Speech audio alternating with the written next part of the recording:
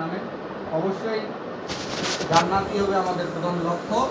সেই অনুযায়ী আমল করতে হবে এবং দ্বীনের উপর অটল থাকতে হবে। কোনো অবস্থাতে যেন আমার ঈমান ছুটে না যায়।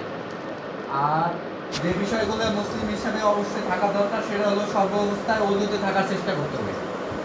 পেশাব করে পানি নিয়ে নিই, এই যে একটা অজুহাত, এই অজুহাত যেন কখনো আমরা না দিই। এটা একদম জঘন্যতম কাজ।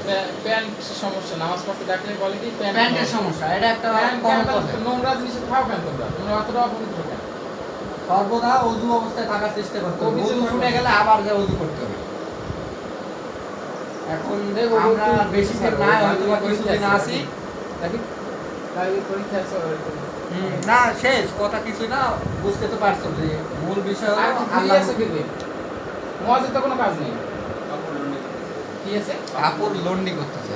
ও না, আমরা তারপর হচ্ছে আরেকটা যেটা কথা হচ্ছে তোমার আমরা একটু পাশাপাশি কোরআনের যে তাফসীর, না ফাজাল আমল না, ওটা কোরআনের তাফসীর না, ওটা হচ্ছে তাফসীর ইবনে কাসির, নাম শুনছো?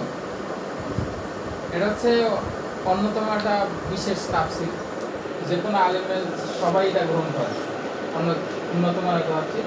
তো ওইটা নিয়ে মোটামুটি আমরা একটু আলোচনা করি, মাঝে মধ্যে আমরা বসে আলোচনা করি এবং রেগুলারই মোটামুটি আমরা পরীক্ষা ছিল সবাই ইনশাআল্লাহ এখন রেগুলারই হবে।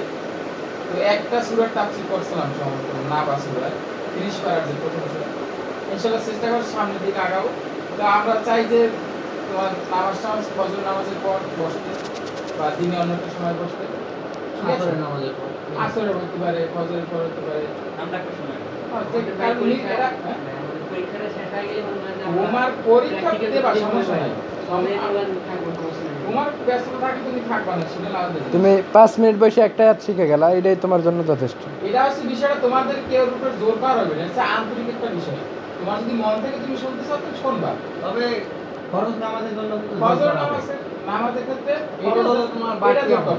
এটা তো তোমার বিষয় না, যতটুকু জানো অতটুকু মানলেই হবে। কিন্তু জ্ঞান অর্জন করাও কিন্তু এটা বাধ্যবাধকতার বিষয়, কারণ ফরজ করছে, এটা জ্ঞান অর্জন কিন্তু ফরজ।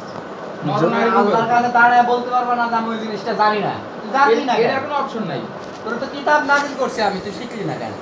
এর কোনো অপশনই নেই, বুঝছো? যে তো তাহলে তোমার লাগে যাইতে পারো, সমস্যা নেই। যাও যাও, তোমরা যাও আর দাও, আমরা একটু চিন্তা ভাবনা করছি তাফসীর করার।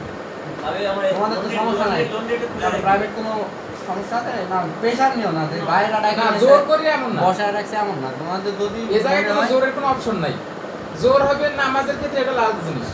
আর জোহরের নামাজের আগে অবশ্যই গোসলের কাজ সারবা, আর যেন বলো না যে কাজ আছে তোমার, টাইম দেন ওভারে না যায় আমাদের। আমরা আশা করব, শোনো আমরা চাই কি জানো, তোমরা যেন আমাদের ডাকো। যদি আমাদের ডাকে তাহলে আমরা খুশি হব। তোমরা যেন আমাদের ডাকো, আমরা চাই এইটা। আমরা যাওয়ার পরেও তোমরা এই বিষয়টা কন্টিনিউয়াসলি করতে পারো, আমরা চলে যাওয়ার পরে। তো তোমাদের যদি কাজ থাকে পার্সোনালি